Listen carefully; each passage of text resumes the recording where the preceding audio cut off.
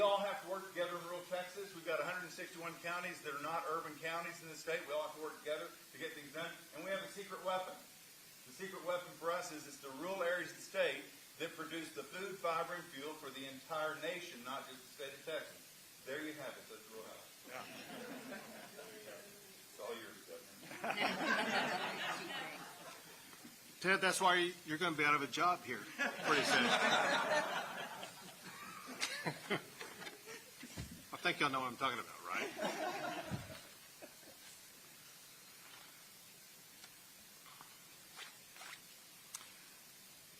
Well, listen, I want to thank once again Secretary Kennedy for joining with us here today. Different topic today than it was yesterday, but extraordinarily important. Also, I want to thank everybody who is behind me right now. They are professional representatives in the healthcare field focusing on rural Texas. And they're just a small number of the many healthcare professionals in rural Texas that are so vitally important. Rural Texas is vital to our state. Texas wouldn't be Texas without rural Texas. And I do want to start this like I did in our meeting earlier, and that's by remembering a part of rural Texas that was just decimated last month, and that is in Kerr County, an area that we have representatives in today working on economic development to get the small businesses back up and running. But a key thing that Kerr County was involved in was in providing health care in one of the darkest moments, one of the most challenging moments they ever had to deal with. But they did it very successfully. They did it because they were prepared to do so. Our goal has to be to ensure that every corner of our state is going to be prepared to respond to the health care needs of their community, however unique they are. The rural parts of the state represent the majority of the state, definitely geographically. More than 190 counties are categorized as rural in this state. In those more than 190 counties, we have more than 6 million Texans. Texans who have health care needs just like everybody else in the entire state of Texas.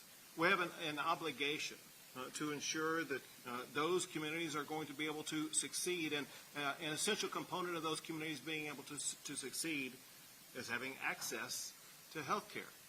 We had the opportunity before coming in here to talk about some of their needs, and actually talked about some of the ways that we have addressed those needs over the past two sessions. This past session, Texas provided more than $300 million to address the needs of health care in rural Texas. Over the past two sessions, we provided almost $500 million to address mental health care needs in rural Texas. Both of those are pressing, and they require unique strategies to address those needs in the rural setting that's different than what you may find in Harris County or Dallas County. Very importantly, because of what President Trump and his administration did in the One Big Beautiful Bill that provides $50 billion to focus on rural health care. Texas is going to get $100 million a year for 5 years, $500 million as let's say, a guaranteed tranche, and then Texas will compete for parts of the remaining $25 billion. This money is truly going to transform what is going on in the delivery of health care in the rural settings. In Texas, we're going to focus that funding on women who are pregnant or recently gave birth, children, seniors, and uninsured Texans. But also we're going to be looking for the correct strategies that are seeking to achieve not only what's needed in rural Texas, but the strategies that are demanded by the administration for the funding. We covered some of those in our meeting earlier that I'll just recount some of them to you. One is to expand and improve the delivery of telehealth, especially behavioral telehealth, to the rural regions. This is so important and just makes sense, and now we have the capability with the advanced technology as well as artificial intelligence where you can be in one of the tiniest little towns in the state of Texas and have access to some of the best behavioral health doctors in the large medical centers in Houston or Dallas or elsewhere. Along those lines, there's other ways in which we can implement both technology as well as artificial intelligence to really accelerate and advance and improve the provision of health care in rural settings. An issue that I will call a chronic issue for rural health care, and that is staffing. There are pay-based issues, attracting the appropriate medical providers, whether it be doctors, nurses, things like that. We will be using this money to work on staffing issues, but it has to be done in ways that will lead to permanent solutions that will be lasting and enduring past the expiration of the funding that's going to be provided here. And another thing talked about was doubling down on primary care in the rural setting, focusing on helping to ensure that those in rural settings will have the same access as those in the urban settings to be able to prevent getting ill or being subject to diseases that they need that care for. Someone who is leading this charge more so than anybody I've ever seen it seems to be his life's work and his life's passion, and that is Secretary Kennedy. And you'll see when you hear him what his passion truly is for this. And because of his drive, because of his vision, he's helping the entire country to be healthier, knowing full well that we will be incomplete as a healthy country, incomplete as a healthy state, if we do not prioritize our rural communities. And so I want to thank Secretary Kennedy as well as President Trump for helping to prioritize the vast rural regions of our state to ensure that health care in those regions is going to improve. Thank you, Secretary Kennedy. Thank you very much, Governor Abbott. I would add to that one of President Trump's primary passions are the rural areas of this country. These are the areas that he won overwhelmingly because he was communicating his understandings of their importance and their needs. You just heard this very erudite description of how rural areas, particularly in Texas, provide the food, the fiber, the energy that we use throughout our country. President Trump also understands that there's a cultural importance to us preserving the rural areas of the country. This is the source of our values, our virtues, our character as a people who came from the small towns, from the rural areas. President Thomas Jefferson said that American democracy is rooted in the tens of thousands of independent freeholders who own the land, and without them, who have a stake in our economy, a stake in our system of government, a stake in our culture. And if we lose rural America, which we're in danger of losing right now, we'll lose part of our capacity to preserve and understand and appreciate the American soul, the American experience. Rural America is in crisis, and the rural hospitals are absolutely critical for them surviving these crises. These institutions are not just medical providers. In most cases, they're the single largest employer in those areas. They have the highest paying jobs. And when they lose them, as we talked about before, it's not just the hospital that closed, it's the pharmacy that closed, it's the stores that close, and the community collapses. So we have to, and President Trump understands this, preserve these rural hospitals, and they were closing at an epidemic rate. And that's why he put in the big, beautiful bill, the Rural Transformation Program. And I'll talk just a little bit about what that will do. Right now, we send about 7%, 6 to 7% of Medicaid dollars to rural hospitals. And that's about a total of $19 billion a year. So they're already getting shortcut. It's a very, very small sliver of what Medicaid pays out goes to these institutions in rural areas. President Trump's big, beautiful bill is going to give $50 billion over 5 years. So that's an infusion of $10 billion a year. That's an over 50% rise the amount of federal dollars that is now flowing into rural areas. Oh, this bill has the capacity to save these rural hospitals, to give them a chance to stabilize themselves, to right the ship, and then to adopt innovation and workforce changes so that they can survive for the decades into the future.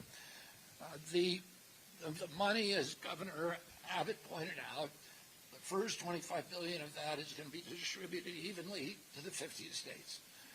The second $25 billion is going to be distributed based upon a number of metrics, but particularly the quality of the applications.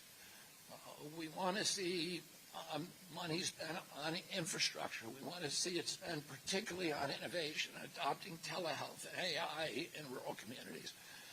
We want to see it spent on workforce quality and quantity improvement, with another staffing crisis that rural hospitals face. And we want it spent on, we want to see proposals that will emphasize holistic care, preventative care, value-based care, and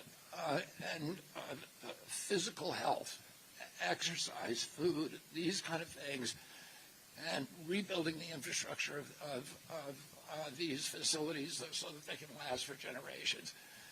The applications are coming out. The deadline is coming very, very quickly.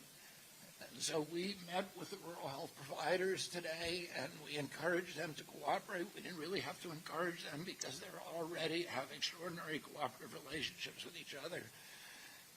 They came up during our meeting with a series of ideas that every one of them, from a personal point of view, I wanted to fund.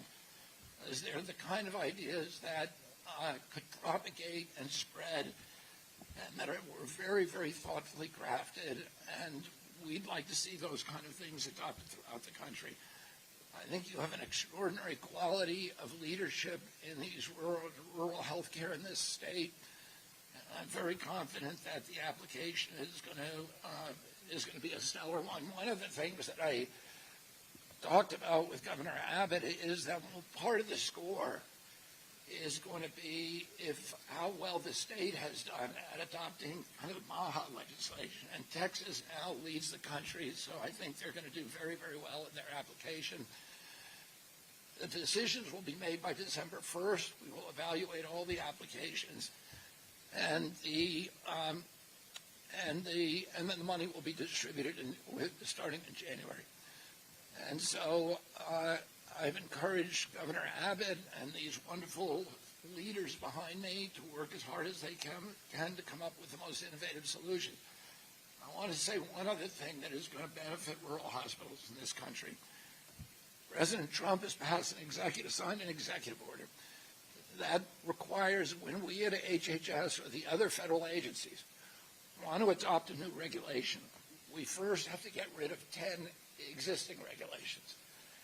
And the rural hospitals are very, very badly overregulated, and it's one of the reasons they have very high costs. We've encouraged the people in this room to provide us regulations that are impediments to them providing good care to their patients, and we will do everything we can to get rid of those regulations, to untie their hands, to allow innovation to flourish, to turn every county in Texas into a laboratory for healthcare innovation. And let's get in the AI and the telehealth and all of these entrepreneurial changes that we can have when you have such a brilliant, thoughtful, and imaginative leadership in the state. Thank you. Thank you very much. We'll take a few questions. Secretary Kennedy, thank you for being here. How can you ensure that the CDC can continue to operate effectively in light of these recent resignations? If I could just say one thing, I know he'll be happy to answer that in a second. If we could stay on topic first. Thank you for not wasting any time getting off topic. Let's. I know we're going to come back to you, but.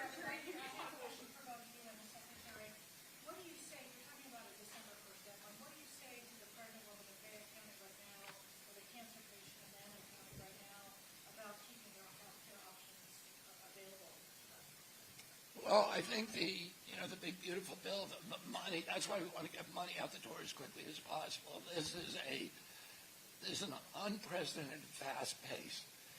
And the reason that we're addressing this with such rapidity, which puts a huge burden on my agency and the federal government to make these decisions, is because we understand the dire need that people in rural areas are now suffering, and we want to get them that money as quickly as we can.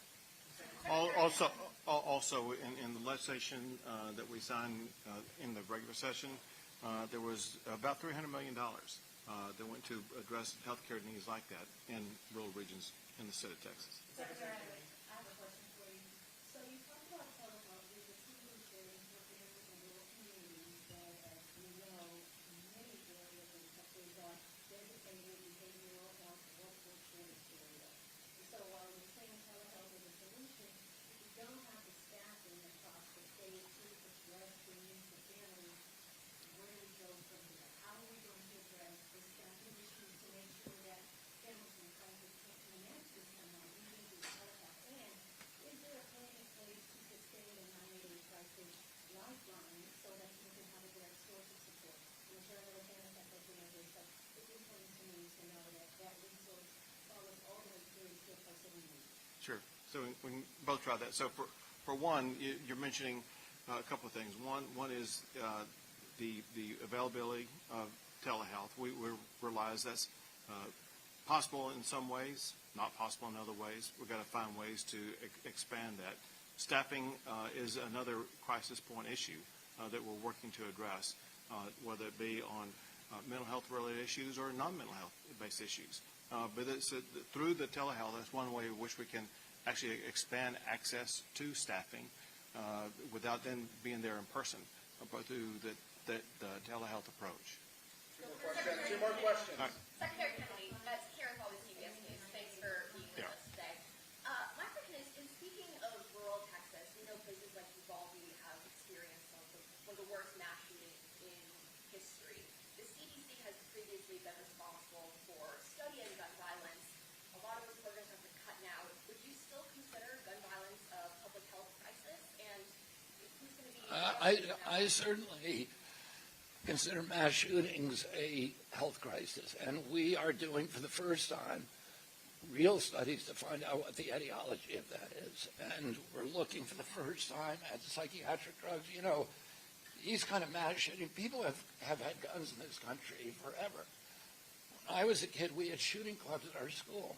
People, kids, my classmates, other people, would bring a .22 rifle with their guns to school and park it in the parking lot. Nobody was shooting. So there's never been a time in America, in the history of humanity, and people walked into a crowd, into a church or a movie theater or a school or a crowd of strangers and just started randomly shooting. It's happening in our country. It's not happening around the world. And there are many other countries that have comparable levels of guns that we have in this country. We had comparable levels in the 40s, 50s, and 60s, and people weren't doing that. Something changed, and it dramatically changed human behavior. And one of the culprits we need to examine is whether the fact that we are the most over-medicated nation in the world, and that a lot of those are psychiatric drugs that have black box warnings on them that warn of suicidal and homicidal ideation. So we are doing those studies right now for the first time, and we will have an answer. Last question. Hold a second. He opened with that. He gets to go back to it. Thank you, Governor. My question was, in light of the recent resignations of the CDC, how are you ensuring that that agency is able to do its job effectively? I would say this, that first of all, I will confirm that we let go Susan Monarez yesterday. I'm not going to talk about personnel issues, but, you know, the CDC is an agency that is very troubled for a very long time, and anybody who lived through the COVID pandemic and saw all of these bizarre recommendations that were not science-based, all the misinformation, understands that the CDC has on its website today that among the top 10 medical innovations, greatest medical accomplishments in history was abortion. This is one of the greatest medical accomplishments because it keeps small families. Go to the website, look at it. Fluoridation, giving kids a toxin and vaccines. So there's a lot of trouble at CDC, and it's going to require getting rid of some people over the long term in order for us to change the institutional culture and bring back pride and self-esteem and make that agency the stellar agency that it's always been. I'm very confident in the political staff that we have down there now that they're going to be able to accomplish that and ensure the competent functionality of that agency. That's it. That's all we got time for. That's all we got time for. No, that's all we got time for.